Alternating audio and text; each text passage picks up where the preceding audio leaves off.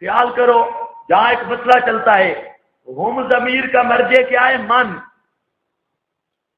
سجدے کے دو معنی ہیں، ایک تو سجدہ انقیاد سے کنایا ہے والا اسلم، جیسے یہ آیت ہے یہ میں نے بتا دیا۔ دوسرا سجدہ ہر ایک کا چیز کا حقیقی ہو، لیکن وہ سجدہ حقیقی ہر چیز کا اس کی شان کے مطابق، ہر چیز کا اس کے حال کے مطابق، سجدہ حقیقی لیکن حال شے کے مطابق۔ یہ اب جہاں پر دیکھ رہے ہیں دلال و ہم کی ضمیر کا مرجع کیا ہے؟ من۔ اور یہ من عام ہے یا نہیں؟ اور بولو میں مسئلہ عرض کروں، یہ من عام ہے یا نہیں؟ یہ من انبیاء کو شامل ہے یا نہیں؟ نبی پاک صلی اللہ علیہ وسلم کو بھی شامل، انبیاء کو بھی شامل۔ اور ذلال کی ضمیر کا مرجع ہے یہی من۔ ایک مسئلہ چلتا ہے کہ نبی پاک کا سایہ تھا یا نہیں۔ یہ آیت نص قطعی ہے کہ جو من فی السماوات ہے اس کا سایہ بھی ہے، جو من فی السماوات ہے ظلال و ہم، ان کا سایہ بھی ہے۔ تو آپ کا سایہ اسی طرح وہ دوسری آیت جو آپ نے دیکھی ہے سورہ انفال والی، اس میں بھی تعمیم ہے اور ہر چیز کے سایہ کو ثابت کیا گیا۔ اور جہاں پر بھی من ہمارا طرز استدلال یہ ہے، ظلال و ہم کا مرجع من ہے، من عام ہے، تو ظلال بھی کیا ہوں گے؟ یعنی اصل عبارت بنے گی ظلال و من فی السماوات، یہ سارے من کو شامل ہوں گے۔ تو جو من ہے اس کا سایہ ہے، اور یہ من نبی پاک کو بھی شامل ہے، تو آپ صلی اللہ علیہ وسلم کا بھی سایہ ہے۔ یہ ذل رسول کی بات چلتی ہے، احادیث صحیحہ سے بھی آپ کا سایہ ثابت ہے۔ کنز العمال مجمع میں صاف حدیث ہے، حضرت زینب کی فرماتی ہیں نبی پاک صلی اللہ علیہ وسلم مجھ سے ناراض ہو گئے، آپ نے اونٹ مانگا تو میں نے ناز میں کہا کہ میں اونٹ نہیں دیتی، کسی اور کا لے لو۔ تو آپ صلی اللہ علیہ وسلم یہ محسوس کر گئے، ناراض ہوئے۔ تو میں سوچ رہی تھی کہ شاید آپ میرے گھر نہیں آئیں گے، تو ایک دن کئی دن آپ نہ آئے، میں بیٹھی ہوئی تھی سین میں، تو میں نے دیکھا فَإِذَا هُوَ ظِلُّ رَجُلٍ، اچانک وہ ایک مرد کا سایہ تھا جو آ رہا تھا۔ میں ڈر گئی کہ یہ کیا ہے، جب میں نے اوپر دیکھا فَإِذَا هُوَ رسول اللہ، وہ مرد رسول اللہ صلی اللہ علیہ وسلم تھے اور آپ کا سایہ آ رہا تھا۔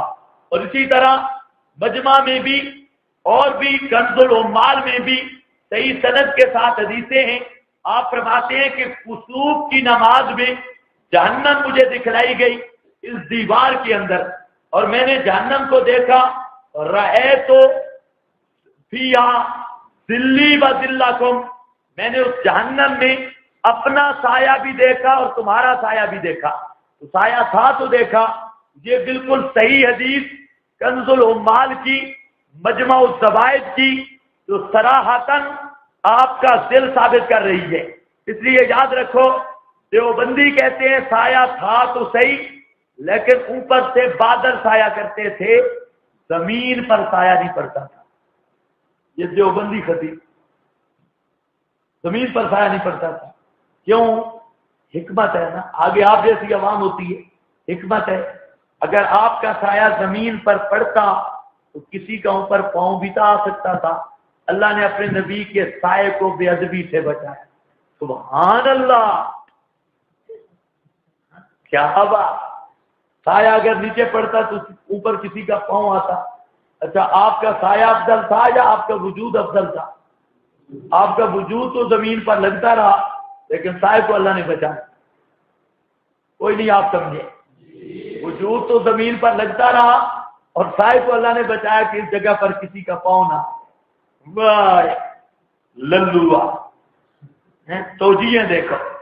اور اٹھا تو اس نے کہا کہ اصل نہیں جی ہے نا جی، سایہ تھا تو صحیح، لیکن اوپر بادل ہوتا تھا وہ سایہ کرتا تھا، آپ کا سایہ نظر نہیں آتا تھا۔ میں کہا نظام بکواس، جھوٹ ہے، سایہ بادل سایہ کرتا تھا۔ بخاری میں حدیث ہے، آپ نے ہجرت کی تو ہجرت کے وقت آپ دھوپ پر تھے، حضرت ابوبکر صدیق نے اپنی چادر سے سایہ کیا، بخاری میں اپنی چادر اوپر بچھا کے سایہ کیا۔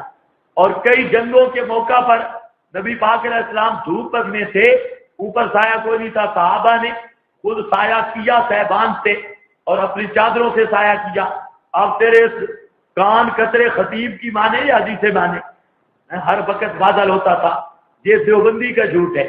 اور بریلا کہتا ہے کہ نبی پاک کا سایہ کوئی نہیں تھا.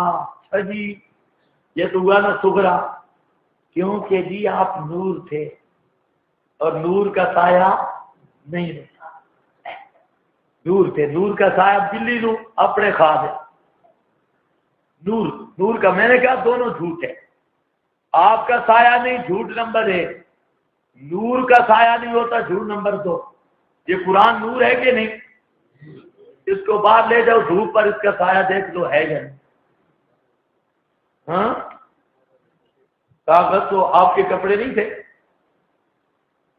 کہتے ہیں کاغذوں کا سایہ تو آپ کا لباس نہیں تھا. اگر قرآن میں کاغذ ہے تو آپ کا لباس بھی تو ہے. یعنی ایسے بدھو کمپنی ہے نا، کہتے ہیں ہم حج پہ گئے نا، حاجی بے ایمان کہتے ہیں ہم حج پہ گئے نا تو ہم نے گناہ گار اپنی آنکھوں سے دیکھا، خدا کی قسم روزہ اقدس کا سایہ کوئی نہیں تھا. ان گناہ گار آنکھوں سے دیکھا. اس کو کہا اس طرح کا ان کافر آنکھوں سے دیکھا. گناہ گار بے ایمان حج پر گیا یا مفتی بننے گیا؟ وہ ہمارے بہت بڑی جماعت کے مناظر ہیں، بہت ولی اللہ آدمی ہیں، حضرت مولانا امیر عبداللہ صاحب دامت وجودہ. تو وہ مجھے خود بتانے لگے کہ میں حج پہ گیا، کعبۃ اللہ میں ہم بیٹھے تھے اور ہم مسجد نبوی میں غالباً بتایا، مسجد نبوی میں ہم بیٹھے تھے تو وہاں پر مشرق کو ایک دو ملا، کہتا ہے کہ دیکھ رہے ہیں یہ جو کبوتر ہے نا یہ روزہ اقدس کے اوپر سے نہیں گزرتے. دیکھ رہے ابھی ہم وہاں بیٹھے تھے، کبوتر آئے اور سیدھا روزہ اقدس سے اوپر گزر گئے. اب دیکھ اب وہاں پر اور جتنے شیاطین ہیں نا وہاں پر جاتے ہیں، وہاں انہوں نے پہلے ایک لفظ لکھا ہوا تھا یا اللہ یا مجید. یہ وہاں لکھا یا اللہ یا مجید. ہم نے کئی ساتھیوں کا وہ فوٹو بھی لے کر آئے، یا اللہ یا مجید. اب عام آدمی کو یہ دور سے دکھاتے دیکھے نا، وہ لکھا ہے یا اللہ یا محمد، اب لکھا ہوا ہے یا اللہ یا مجید. اس کے باقاعدہ قریب کے فوٹو بھی آئے اور وہ بھی ان کو درخواست دے دی گئی کہ مشرک اس سے بھی پیدا اٹھاتے ہیں. یا حیو یا قیوم اشاعتیوں والے لفظ لکھو. انہوں نے لکھا یا اللہ یا مجید. تو مجید کو یہ کیا کہتے ہیں دیکھیں نا، یا محمد لکھا ہوا ہے. یہ ایسے بے ایمان ہے. تو اب جو سایہ نہیں تھا، خیال کرنا، حضرت گنگوئی نے لکھا ہے آپ کے سایہ نہ ہونے پر متواتر احادیث ہیں. حضرت گنگوئی نے کیا لکھا آپ کے سایہ نہ ہونے پر؟ چلو ایک لطیفہ سن لو، میں اصل تو سبق چلانا چاہتا ہوں. حضرت گنگوئی رحمت اللہ علیہ نے لکھا ہے کہ نبی پاک کا سایہ کوئی نہیں تھا اور اس پر متواتر احادیث ہے. حضرت تھانوی نے بھی لکھا آپ کا سایہ کوئی نہیں تھا، اور بھی حضرات نے لکھا آپ کا سایہ کوئی نہیں.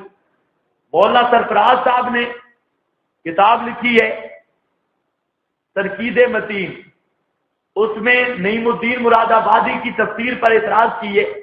اس میں ایک یہ بھی کیا کہ اس نے کہا نبی پاک کا سایہ نہیں تھا. تو مولانا سرفراز صاحب نے جواب لکھا کہ یہ رافضیوں کا نظریہ ہے، شیعوں کا نظریہ کہ آپ کا سایہ نہیں تھا. غلام رسول سعیدی نے کتاب لکھی توضیح البیان. اس نے کہا کہ مولوی سرفراز کہتا ہے کہ جو سایہ نہ مانے وہ شیعہ اور رافضی ہے.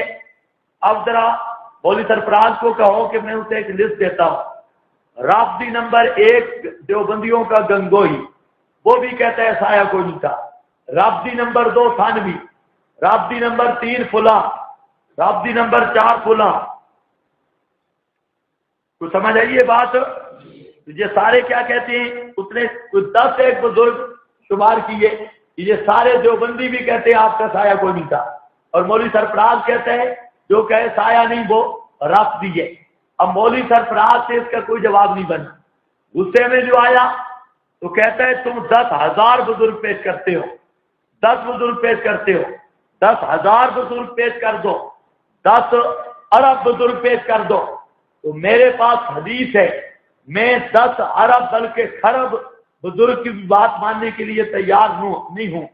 یہ حدیث کے مقابلے میں 10 ارب بزرگ کی بات بھی واجب الرد ہے، وہ قابل قبول نہیں ہے۔ تو اب یہ مولوی سرفراز جوش میں آیا، لیکن اس کا اعتراض اسی طرح باقی ہے، وہ شیعہ ہے اور یہ بھی شیعہ ہیں، اب اس کا کوئی جواب نہیں ہے۔ بہرحال بات صاف ہے، وہ دوستوں بزرگوں، چاہے حضرت گنگوئی لکھیں، تھانوی لکھیں، کوئی اور لکھے، ہم نے کلمہ میں کیا پڑھا ہے؟ لا الہ الا اللہ، تھانوی رسول اللہ کیا پڑھا ہے؟ محمد الرسول اللہ صلی اللہ علیہ وسلم۔ جب محمد الرسول اللہ ہم نے پڑھا ہے، محمد الرسول اللہ کی حدیث کہتی ہے کہ آپ کا سایہ تھا، اور محمد الرسول اللہ کی کتاب قرآن کہتی ہے کہ من فی السماوات کا سایہ ہے۔ اس من فی السماوات کے عموم میں نبی پاک علیہ السلام بھی داخل ہے۔ کہتا ہے کہ جنوں کا بھی سایہ ہوتا ہے، جنوں کا سایہ نہیں ہوتا۔ آپ کو کسی نے نہیں بتایا آگ کا بھی سایہ ہے، حالانکہ آگ ہے بھی خیر سبھی لوگ کو یہ سمجھتا ہے کہ جن آگ سے جو پیدا ہوئے ان کا سایہ نہیں ہوگا، لیکن خود کمپنی کو پتہ کوئی نہیں ہے کہ تو مٹی سے پیدا ہوا ہے تو تو مٹی ہے۔